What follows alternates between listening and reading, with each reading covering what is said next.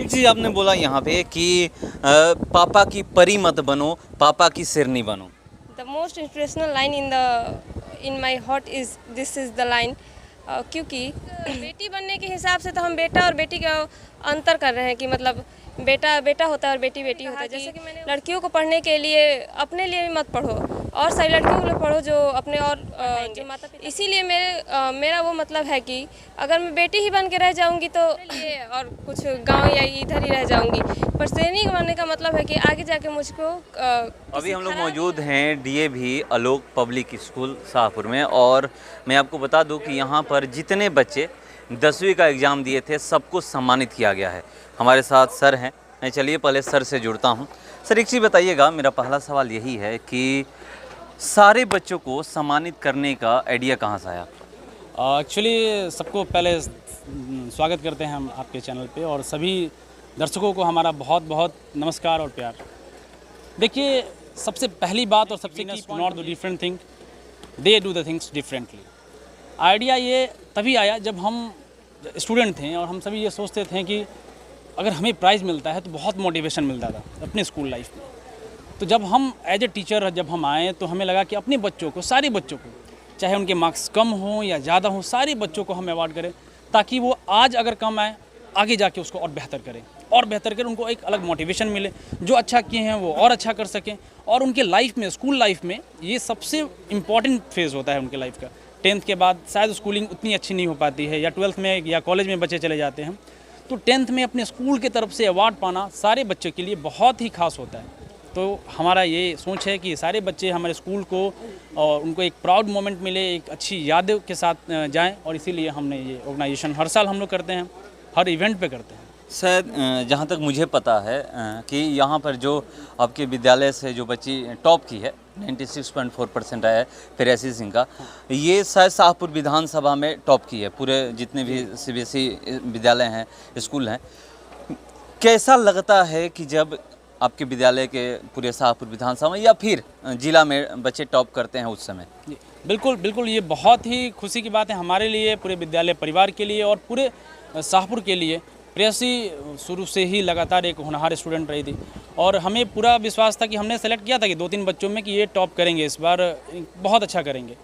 तो फिर भी मेरा ऐसा उम्मीद था कि 98 के अराउंड इस बार, क्योंकि बच्चे बहुत अच्छे थे इस बार, तो आप देखेंगे जब तो 93.4, 93.45 ऐसे स्कोर हैं, यानी 96%, 95% के एक बच्चे हैं, एक 96 का एक और बच्चा है जो 96% है। तो इस बार पूरी उम्मीद थी कि हमें और अच्छा करेंगे, फिर भी बहुत खुशी है। और मैं ये एग्जाम्पल, इसने एक रोल मॉडल सेट किया उन सभी लड़कियों के लिए, क्योंकि प्रेयसी एक रिमोट एरिया से आती है, एक गांव से आती है, और गांव से आकर एक लड़की के लिए इस तरह का परफॉर्मेंस देना उन गांव की सभी लड़कियों को मोटिवेट करता है कि वो आएँ, पढ़ें और अपने सपनों को चेस करें। और इसीलिए मैं प्राउड फील करता हूँ उन सारे बच्चों पे, और ख़ास करके जो प्रेयसी हैं या सारे स्टूडेंट्स पे जिन्होंने आपने अभी बात बोली कि मेरा उम्मीद था कि 98% इस विद्यालय से कोई बच्चा ला सकता है, और जो आप 2-3 बच्चों को सेलेक्ट भी किए थे, 98% नहीं आया, 96.4% आकर के रुक गया। क्या अफसोस हो रहा है? नहीं, अफसोस वाली कोई बात नहीं, क्योंकि कहते हैं कि success is a journey not a destination. सफलता एक यात्रा की तरह है, आपको चलते जाना है, काम करते जाना है, रिजल्ट हमारे हाथ में नहीं है। So you have to work, आप काम करते चलिए और परिणाम जो है ईश्वर के हाथ में छोड़ दीजिए। कर्मण्येवाधिकारस्ते मा फलेषु कदाचन।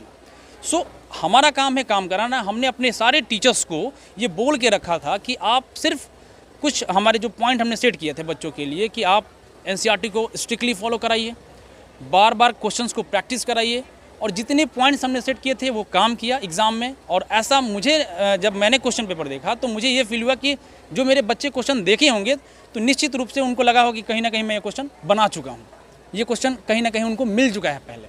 तो एक ऐसा नहीं होता कि अचानक से नया क्वेश्चन मेरे सामने नहीं आया, क्योंकि हमने अपने सारे टीचर्स को, और इवेंटली मैं डेली इवेलुएट करता था अपने टीचर्स के टेस्ट पेपर्स को कि वो कैसा क्वेश्चन बच्चों को दे रहे हैं, क्या वो सीबीएसई के मापदंड पर है या नहीं।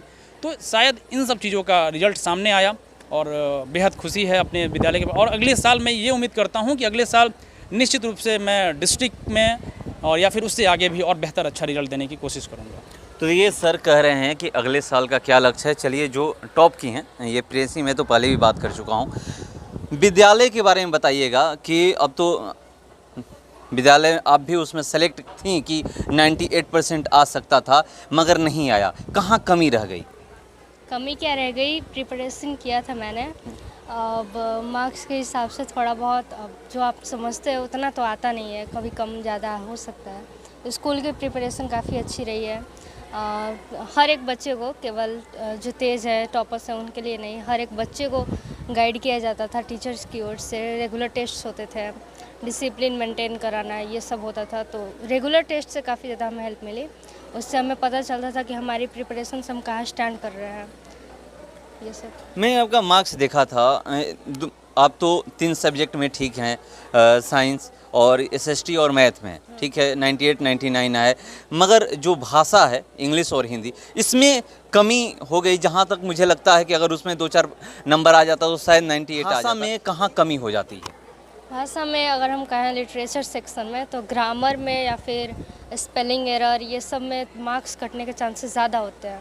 बाकी सब तो स्कोरिंग थोड़ा हो जाता है, उसमें मार्क्स के चांसेस भी ज़्यादा होते हैं। और लिटरेचर में ग्रामर सेक्शन, स्पेलिंग, ये सब मिस्टेक्स हो जाते हैं, तो इसमें मास्टर ज़्यादा आपके मार्क्स काटने के चांसेस बढ़ जाते हैं। तो देखिए, ये बता रही थी आप यहाँ पर मंच पे कुछ देर पहले आई थी और एक बात बोली। सबसे पहले तो आप अपने पापा को सामने बैठाई। ये बताइएगा कि क्यों सामने बैठाई? क्योंकि मुझे अपने पापा से ही सब कुछ आगे बढ़ने का मौका मिलता है। जब उनका चेहरा देखने पर ही मुझे आगे मिलने का मौका मिलता है। और साथ ही साथ वो मेरे स्कूल में ही एक टीचर है। पर जब मैं यहाँ पे आई तो वो मुझे नहीं दिखे, तो मुझे लगा कि मेरी बातों को सुनने के लिए तो मेरे पापा तो होने चाहिए ना। तो आगे बैठाने के लिए मेरा वो इरादा नहीं था, पर मुझे सामने चाहिए थे, तो सर बुला दिया आगे। इतना कुछ। एक सवाल मैं करूँगा कि आप तो बोले कि मेरे पापा से ही सब कुछ मुझे मिलता है। एक चीज़ बताइएगा, अब तो आगे जाइएगा, पापा हर जगह दिखाई नहीं देंगे, वहाँ पर कैसे फेस करिएगा? फेस तो करने के लिए तो आजकल तो नॉर्मली है, फ़ोन चल रहा है, लेकिन जो मन में है वो पापा के लिए वो कभी दूर नहीं रहेगा। जो मन में है वही लेके आज तक, मतलब आजकल के फैंसी ज़माने तक भी हमारे पापा नहीं रहते हैं कि कहते हैं कि ऐसे पढ़ो वैसे पढ़ो। वो बस देखते हैं और जो सुविधा की चीज़ चाहिए वो हमें ला के देते हैं। तो आगे भी हम जैसे अभी पढ़ रहे हो वैसे ही आगे भी पढ़ेंगे, पर थोड़ा और मेहनत करना पड़ेगा, जैसे कि और कंपटीशन के लिए या कुछ भी चीज़ के लिए हार्ड होते जा रहा है। तो क्या करना है आगे? आगे गवर्नमेंट जॉब के लिए देखना है, जैसे कि बीपीएससी का, सीएचएस का और सीजीएल, ये सब में। एक चीज़ आपने बोला यहाँ पे कि पापा की परी मत बनो, पापा की सिरनी बनो। The most inspirational line in my heart is this is the line. क्योंकि एक बेटी बनने के हिसाब से तो हम बेटा और बेटी का अंतर कर रहे हैं कि मतलब बेटा बेटा होता है और बेटी बेटी होता है। जैसे कि मैंने उस समय भी कहा कि लड़कियों को पढ़ने के लिए अपने लिए मत पढ़ो, और सारी लड़कियों को पढ़ो जो अपने और जो माता पिता अपनी बेटियों को पढ़ाएंगे। इसीलिए मेरा वो मतलब है कि अगर मैं बेटी ही बन के रह जाऊंगी तो शायद अपने लिए और कुछ गांव या इधर ही रह जाऊंगी। पर सैनिक बनने का मतलब है कि आगे जाके मुझको किसी खराब या किसी चीज़ से भी मुझको डिफ्रेंशिएट न किया जाए, इसलिए आप बोलेंगे। तो देखिए, क्यों बोले कि पापा की परी मत बनो। और आप देखते होंगे आज तो सोशल मीडिया का आजकल ज़माना है, किस तरह से कमेंट किया जाता है ये पापा की परियां हैं, मगर ये कह रही हैं कि पापा की परियां आप लोग मत बनिए, पापा की सिरनी बनिए। तो ये बता, क्या नाम है? सुधांशु पांडे। कहाँ से हैं? देवकुली। कितना परसेंट आया है? 92। जैसे सर बोल रहे थे कि 98% हमारे स्कूल से बच्चे आने वाले थे, हम 2-4 लोगों को सेलेक्ट किए थे, क्या आप भी उसमें शामिल थे? सर के हिसाब से तो शामिल थे, मैंने कोशिश भी की। कहाँ कमी रह गई? कमी सर रह ही गई है थोड़ा, मेरा राइटिंग तो वैसे बहुत ख़राब है, हर एक टीचर जानता है मेरा राइटिंग कैसा है। अब आगे क्या करना है? आगे मैं कोडर बनना चाहता हूँ। क्या नाम है? शुभम कुमार, कहाँ से हैं? शाहपुर से ही। कहाँ कमी रह गई कि आप लोग सर का जो सपना था वो पूरा नहीं कर पाए, 98% इस विद्यालय से बच्चे नहीं ला पाए?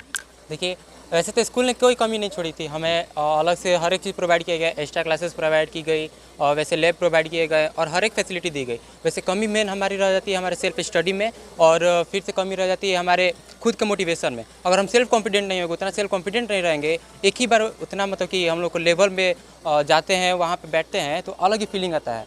उस फीलिंग मतलब अगर हम सेल्फ मोटिवेटेड रहते खुद से, या फिर अगर सेल्फ स्टडी बहुत स्ट्रांगली किए होते तो डेफिनेटली हम लोग 98 क्रॉस कर सकते थे।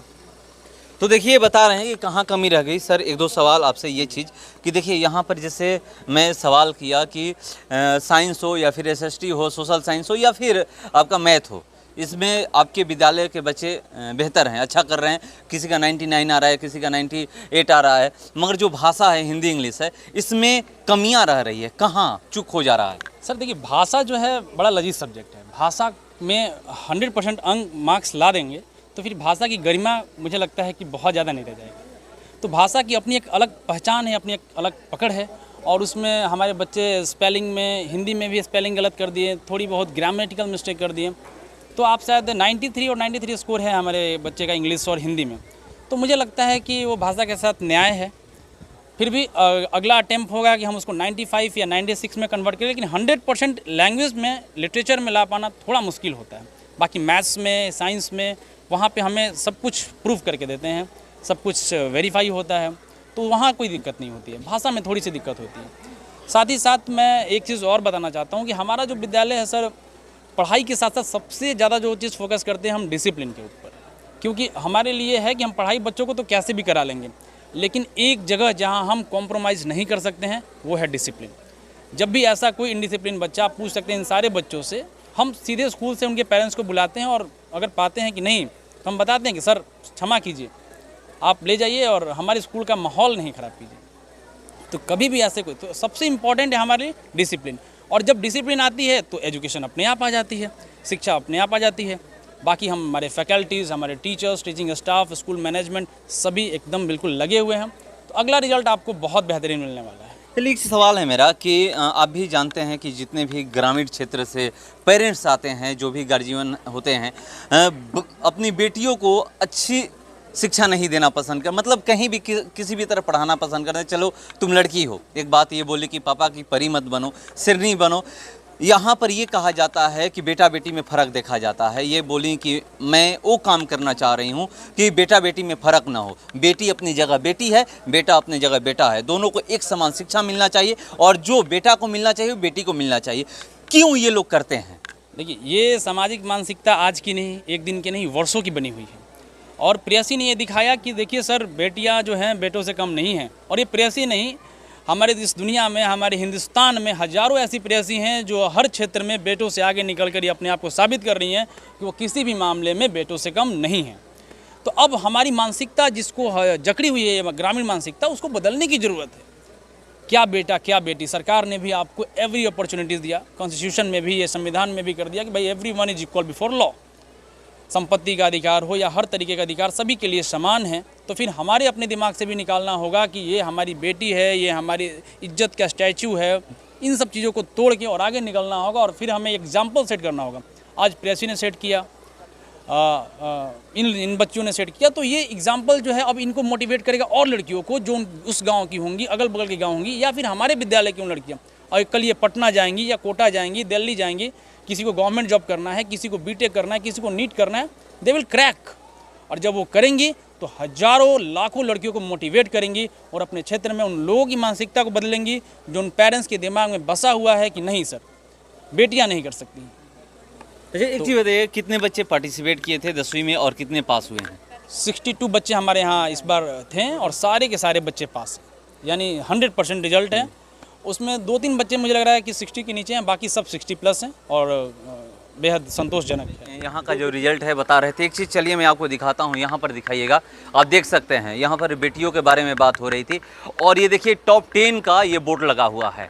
टॉप 10 में सबसे टॉपर में जो आपका नाम दिख रहा होगा, वो वहाँ पर देखिए प्रेयसी सिंह नाम लिखा हुआ है, 96.4% यही लाई हैं, और ये सारे के सारे जो कि बेटे हैं। मगर एक चीज़ कहा जाता है कि जब हमारे ग्रामीण क्षेत्र में जाइएगा तो बेटे और बेटियों में फ़र्क समझा जाता है। यहाँ तक कि बेटियों को बेटा कह के पुकारा जाता है कि ये मेरी बेटी नहीं है, बेटा है। मैं ये कहता हूँ हर जगह कि आप बेटी को बेटी ही रहने दो, उसको बेटी के नज़रिए से देख कर उसको हर शिक्षा दो, हर सुविधा दो। और जो बेटी है और बेटा बेटा है, दोनों का अपना अपना अलग अलग स्थान है और अलग अलग उसका रुतबा है। तो ये आप लोग करिए। और यहाँ पर मैं आपको दिखाने का प्रयास किया किस तरह से जिस बेटी को ये कहा जाता है कि नहीं किसी भी तरह ग्रामीण क्षेत्र में पढ़ेगी पढ़ेगी नहीं पढ़ेगी नहीं पढ़ेगी, शादी विवाह करके उसको भेज देना है। यहाँ पर देखिए ये प्रूफ कर रही है, खुद से साबित कर रही है कि नहीं आप हमें मौका दीजिएगा तो हम टॉप करके दिखाएंगे। और यहाँ पर आप देख सकते हैं तस्वीरों के माध्यम से आपको मैं दिखा रहा हूँ। ये मैं आपको दिखा रहा हूँ कि यही बेटी हैं और यही पिता हैं।